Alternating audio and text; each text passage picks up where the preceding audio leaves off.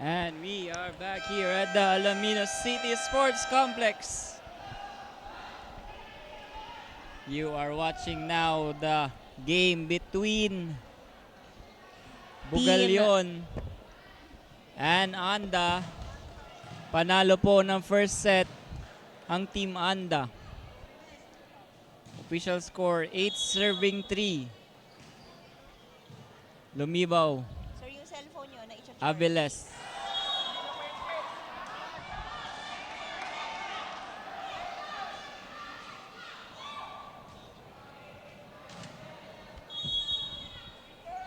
Six-point lead for Team Anda. Laurente to Cervantes, block by Patrick Camba. The official score, 10, serving 3. 7-point lead here. Javier Laurente to Aviles.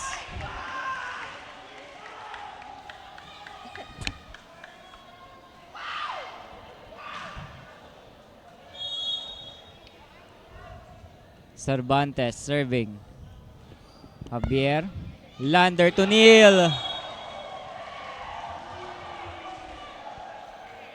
In a 7-point lead for Team Anda. 11 serving 4.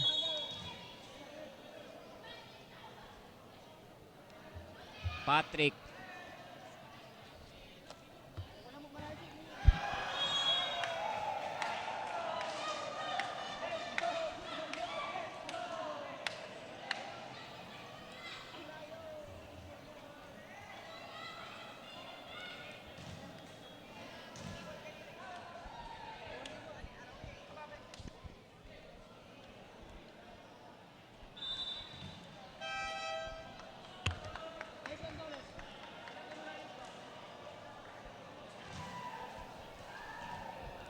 John Lloyd Dulles in. Aviles out for Team Bugalyon. Patrick still serving. Laurente to Igama. Lander to Patrick. 1-2. Antonio Libero. Laurente sets it to the open. And a score for jersey number 2, Doles.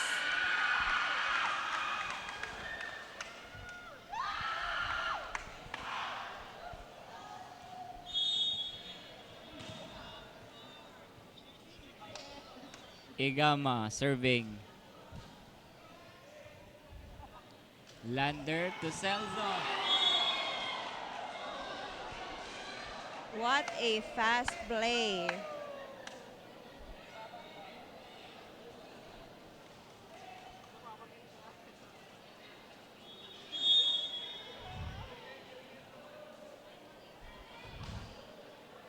De Guzman, Laurente sets it to Manawat. And a stare down.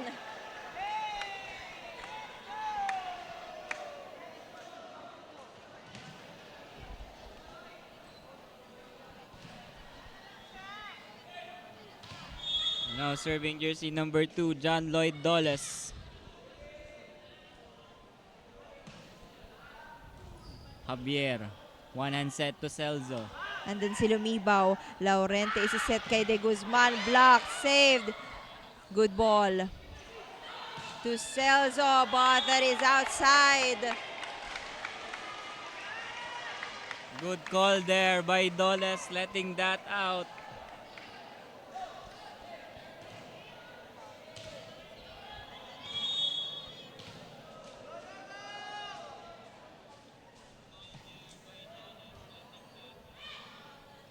Javier. Celso. And point for Team Anda. Balik sa 7. Kalamangan ng Team Anda.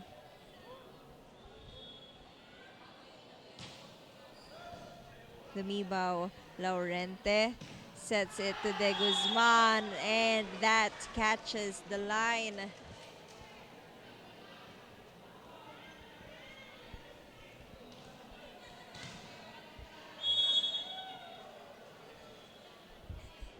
Laurente.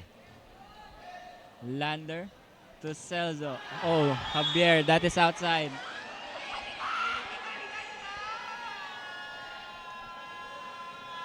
And baba sa 5.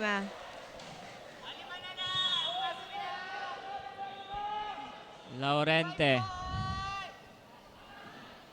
Nandun si Patrick. Lander to Celso.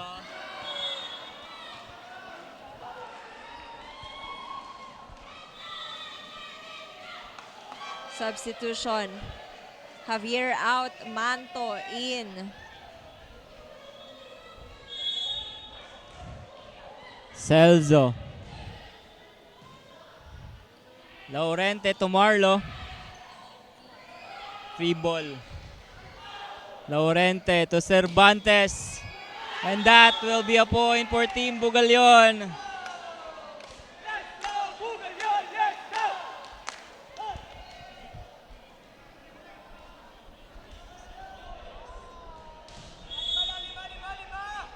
No serving jersey number 6, Marlo. Lander to Manto.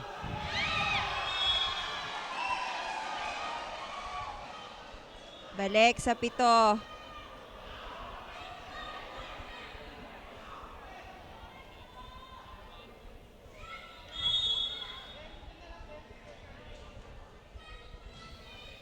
Kaalim. That will sail outside.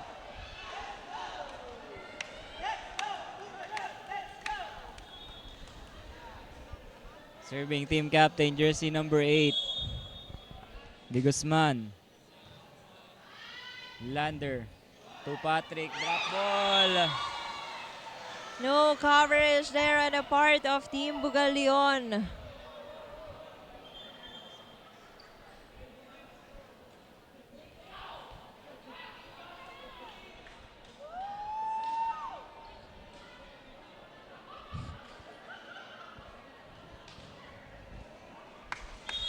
Serving jersey number 4.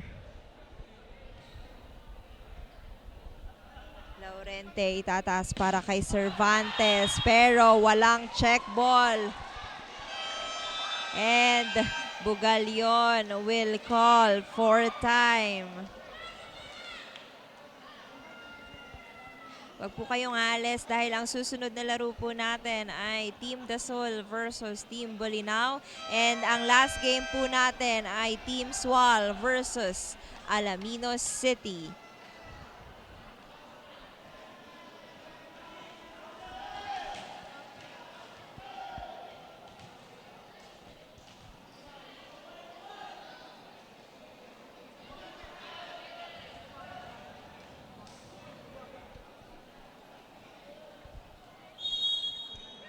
Serving jersey number 4, Manto.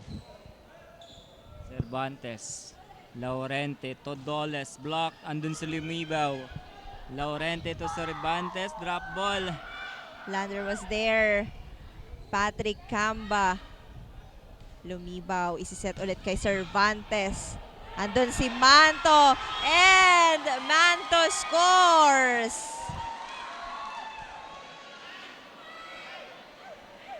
Nasa 20-point mark na po tayo ng ating second set. 20-11. Manto. Laurente to Igama.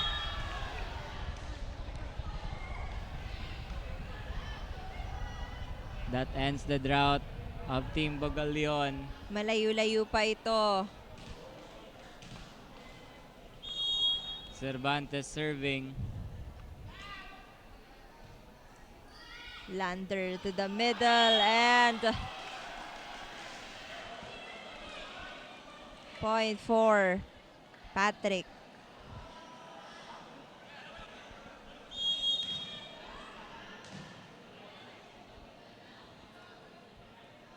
Patrick. Laurente to Igama. That catches the line.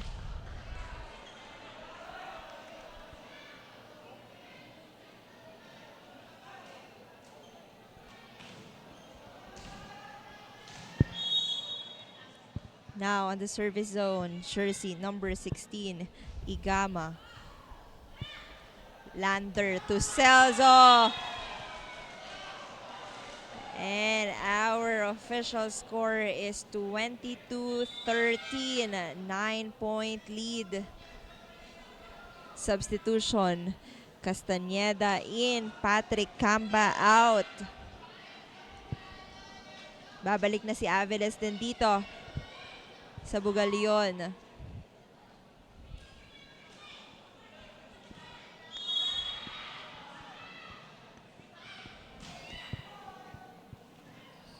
Tinaas. Aviles. Attack. Error.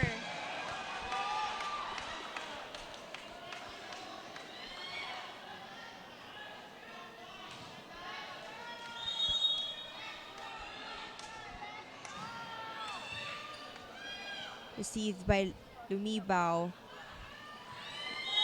Point for Aviles.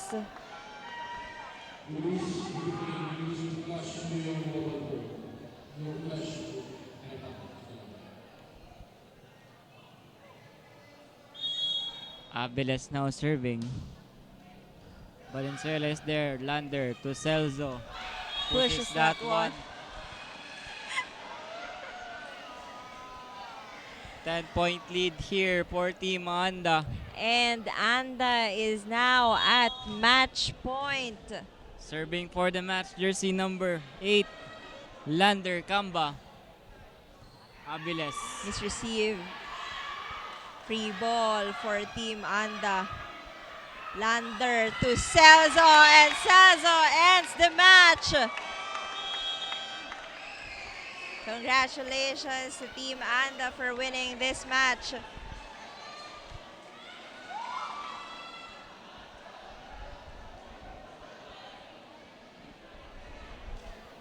Next game po natin ay Team Dasol versus Team Bolinao. Congratulations once again to Team Anda for winning this game 2 straight sets.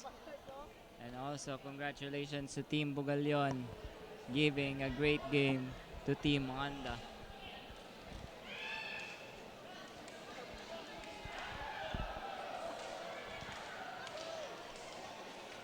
Huwag po kayong aalis. Susunod na laro ay Team Dasol versus Bolinao.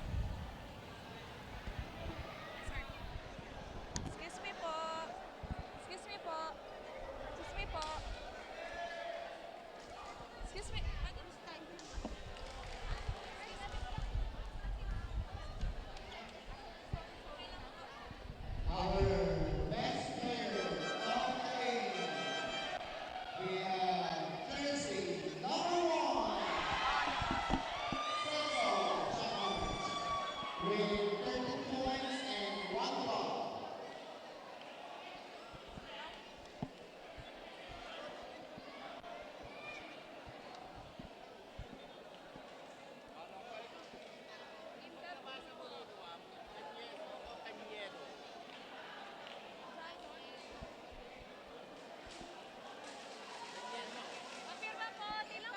Ilang points po siya?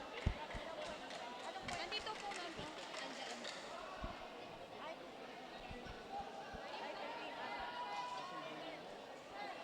13 ata. 13 ata.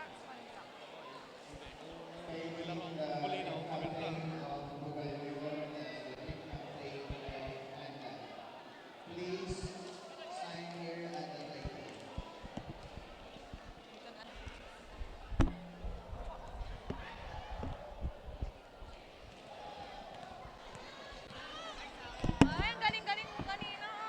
Cover mga plays. Sayang, di ka na. Pumasok ka ng first set. Pumasok ka ng first set. Kasi ang power mo. Perfect. Siya na-interview ko, may laro lang ako. Gabi ko Alis ngayon. maganda yung game nyo.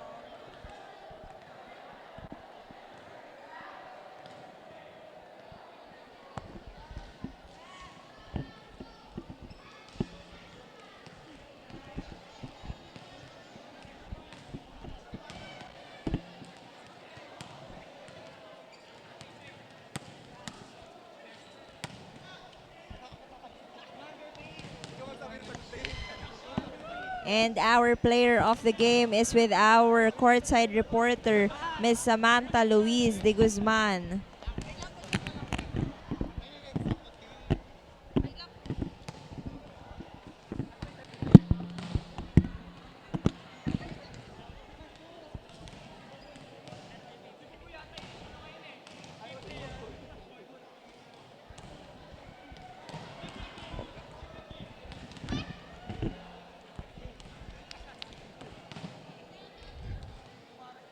That wraps up our third game here in the men's division of the Governor's Cup Intertown Volleyball Tournament 2026.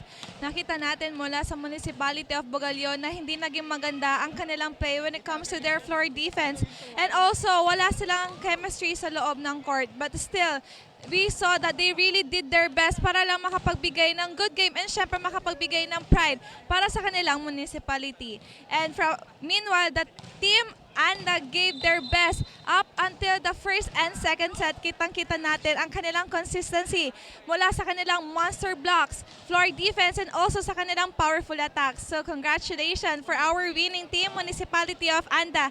And still congratulations for Municipality of Bugalyon for showing us a good game. Right now, I am with the best player of the game from the winning team. Player number 1, Celso, having 13 attacks and 1 ace. So congratulations for winning this game and for being the best player of the game. Ano yung pakiramdam na kayo ang unang nakapagbigay ng talo sa Team Bugalyon? Masaya po, pero at the same time, I think yung saya is the same lang din kahit sino yung makalaban namin. Kasi yung goal naman lagi namin is either mag-enjoy at saka manalo. So kahit isa lang doon, okay na kami. Nakita nga namin na talagang in-enjoy nyo na lang yung game ninyo kanina. And also, binibigay nyo pa rin yung best ninyo para makuha yung panalo. Since natalo kayo kahapon, ano yung isa sa natutunan mo kahapon na talagang dinala mo sa game ninyo ngayon para makuha yung panalo? Siguro yung pinaka-lesson namin sa pagkatalo namin kahapon, first is, dapat enjoyin lang namin yung game lagi. And also, dapat magtiwala kami sa isa't isa. Kasi individually malalakas kami eh. Feeling ko need lang talaga namin ng mas chemistry pa as a team. So yun, chemistry is very important lalo sa team sport. And kita naman namin yun kanina na talagang in-improve nyo sa loob ng court. So sino naman yung mga gusto mong pasalamatan or i-shoutout? First of all kay God. Tapos sa mayor po namin sa pagsuporta. And all other supporters na nandito. Thank you so much guys. Tapos of course sa teammates namin. And kasi I think today lahat nag-step up. Yun po. Hello po. Hello po sa Anda dyan, we made it! Volleyball fans, this is where it ends our third game in the men's division. But stay here in our page because meron pa tayong remaining 2 games in the men's division. Again, this is Samantha de Guzman, your courtside reporter. Pangasinan, ang galing.